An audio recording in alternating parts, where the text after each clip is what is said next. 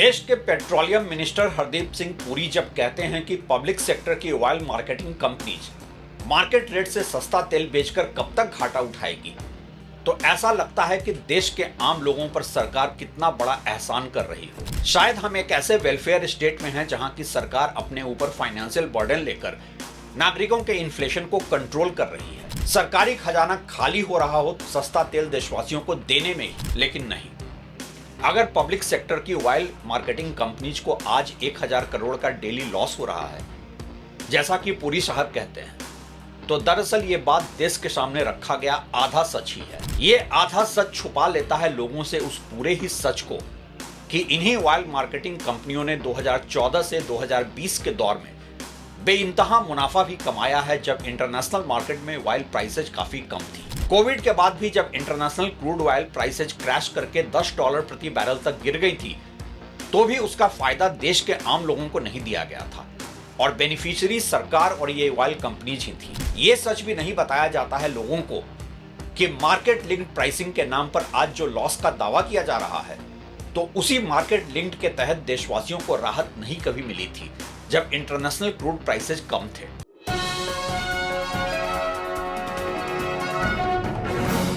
नमस्कार, आप देख रहे हैं track to reality with Ravi Sinha. क्या वाकई इंडिया की ऑयल मार्केटिंग कंपनीज देश हित में लगातार घाटा उठा रही हैं?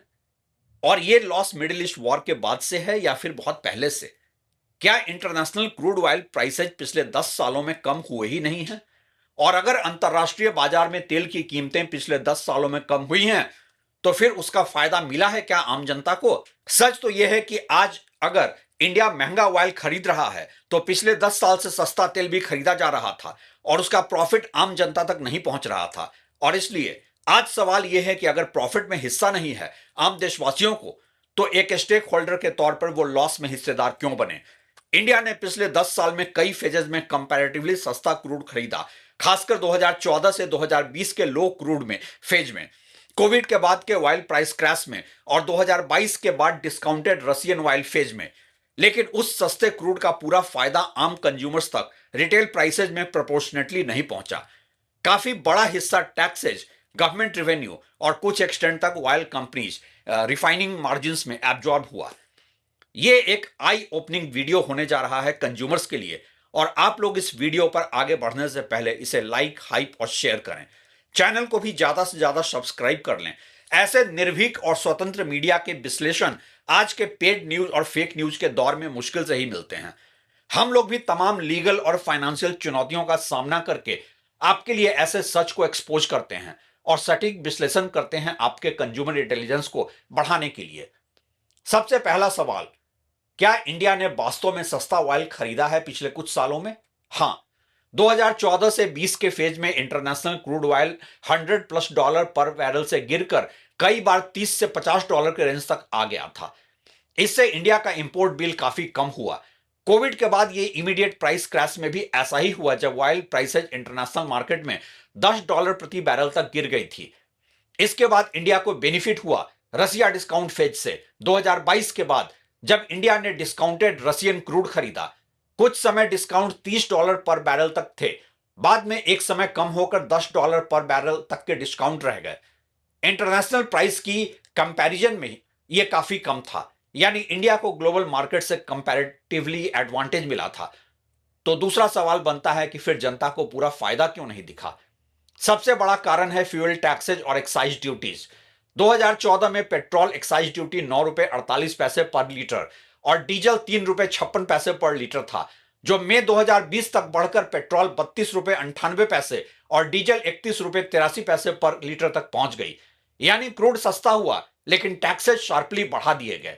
इस पेट्रोल डीजल की एक्साइज ड्यूटी हाइक से गवर्नमेंट रेवेन्यू कितना बढ़ा? पेट्रोलियम सेक्टर से केंद्र सरकार की अर्निंग फाइनेंशियल ईयर 2014-15 में 1.72 लाख करोड़ थी। फाइनेंशियल ईयर 2021-22 में यह बढ़कर 4.92 लाख करोड़ तक पहुंच गई। यानी लो क्रूड फेज का बड़ा हिस्सा फिस्कल रेवेन्यू बन गया। कंज्यूमर्स को कोई बेनिफिट मिला क्या? अगर क्रूड प्राइसेज में गिरावट आई, क्या उतनी रिटेल मार्केट में पेट्रोल डीजल प्राइसेज प्रोपोर्शनेटली गिरी? नहीं, क्योंकि टैक्सेस बढ़ते गए। 2020 पैंडेमिक फेज में तो क्रूड ग्लोबली क्रैश हुआ, लेकिन इंडिया में रिटेल फ्यूल प्राइसेज उतना नहीं गिरे, क्योंकि एक्साइज ड्यूटीज रिकॉर्ड लेवल तक बढ़ा दी गई। इससे ऑयल कंपनीज ने भी प्रॉफिट्स कमाए क्योंकि रिफाइनिंग मार्जिन स्ट्रांग थे और चीप क्रूड प्रोसेसिंग प्रॉफिटेबल रही। आज इंटरनेशनल क्रूड प्राइसेज फिर से बढ़ने पर गवर्नमेंट कह रही है कि ऑयल मार्केटिंग कंपनीज को प्राइसेज एब्जॉर्ब करना पड़ रहा है और उन्हें लॉसेज हो रहे हैं। लेकिन जब प्रॉफिट हो रहा था तो सिर्फ कंपनीज प्रॉफिट नहीं कमा रही थी, गवर्नमेंट प्राइसिंग कंट्रोल भी था और इसी से यह गवर्नमेंट का प्रॉफिट भी था। गवर्नमेंट का लॉजिक क्या है ऐसे one sided my profit and your loss का? सरकार का आर्गुमेंट ब्रॉडली यह है कि लो क्रूड विंडफॉल से फिस्कल डेफिसिट मैनेज हुआ, इंफ्रास्ट्रक्चर स्पेंडिंग हुई, वेलफेयर स्कीम फंड हुई, ऑयल बॉन्ड्स बर्डन हैंडल हुआ। कुल मिलाकर गवर्नमेंट का डिफेंस यह है कि चीप ऑयल सेविंग्स को पब्लिक स्पेंडिंग में डाइवर्ट किया गया। लेकिन क्रिटिक्स कहते हैं डायरेक्ट कंज्यूमर रिलीफ कम दिया गया। आज असली डिबेट क्या है? असल सवाल यह नहीं है कि इंडिया ने कब सस्ता ऑयल खरीदा और कब महंगा।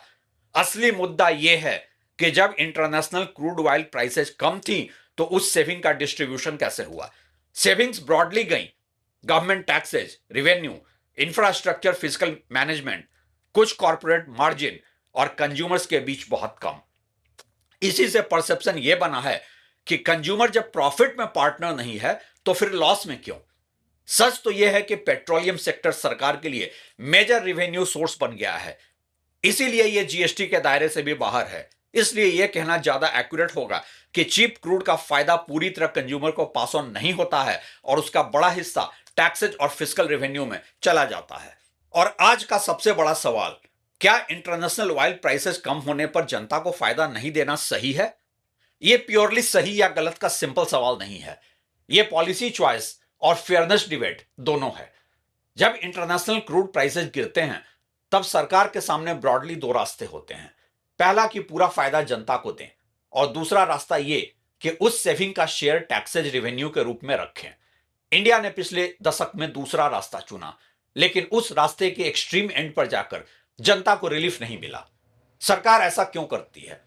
सरकार का लॉजिक आमतौर पर यह होता है कि इंडिया ऑयल इंपोर्ट डिपेंडेंट है, फ्यूचर प्राइस शॉक्स अनप्रेडिक्टेबल हैं, फिस्कल डेफिसिट मैनेज करना होता है, इंफ्रास्ट्रक्चर वेलफेयर स्पेंडिंग के लिए रेवेन्यू चाहिए। जब क्रूड सस्ता होता है तो सरकार सोचती है कि यह विंडफॉल अपॉर्चुनिटी है रेवेन्यू बढ़ाने की, इसलिए एक्साइज ड्यूटीज बढ़ाकर प्रॉफिट गवर्नमेंट अकाउंट में लेना चाहिए। यही क्रिटिक्स अपोज करते हैं।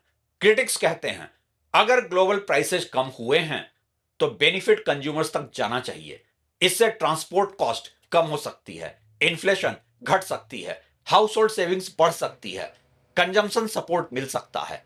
विशेषकर मिडिल क्लास ये महसूस करती है कि जब क्रूड महंगा होता है तो प्राइसेस तुरंत बढ़ते हैं, लेकिन सस्ता होने पर कीमत नहीं घटते। यही ट्रस्ट इशू पैदा होता है। इकोनॉमिक पॉइंट ऑफ व्यू से दोनों आर्गुमेंट्स के अपने अलग अलग लॉजिक हैं।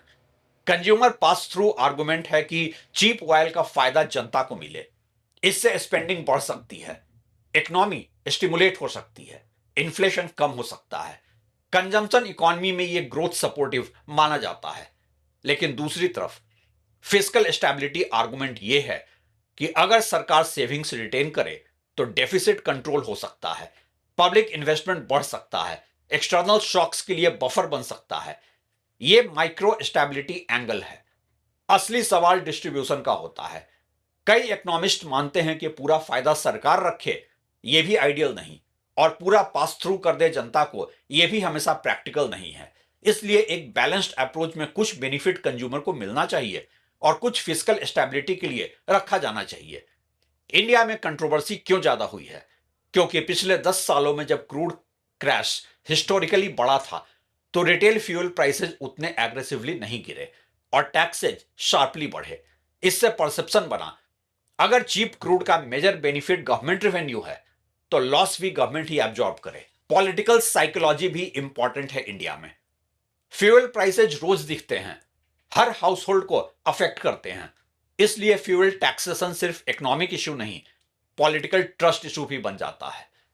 आज जनता को लग रहा है कि ग्लोबल रिलीफ का फायदा हमें नहीं मिला है और लॉस हमारे ऊपर डाला जा रहा है, इसलिए डिससेटिस्फैक्शन बढ़ा है।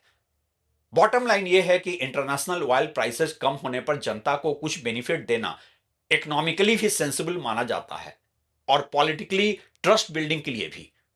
लेकिन गवर्नमेंट्स ने बेनिफिट पास थ्रू नहीं किया। क्यों? क्योंकि वो चीप ऑयल पीरियड को फिस्कल रेवेन्यू अपॉर्चुनिटी की तरह भी देखती हैं।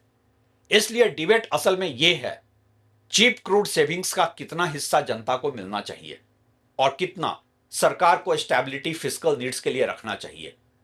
और अगर जनता को पिछले 10 सालों के प्रॉफिट में शेयर नहीं मिला है, तो आज ऑयल मार्केटिंग कंपनियों के लॉस में कोई सिटीजन शेयर होल्डर क्यों बने?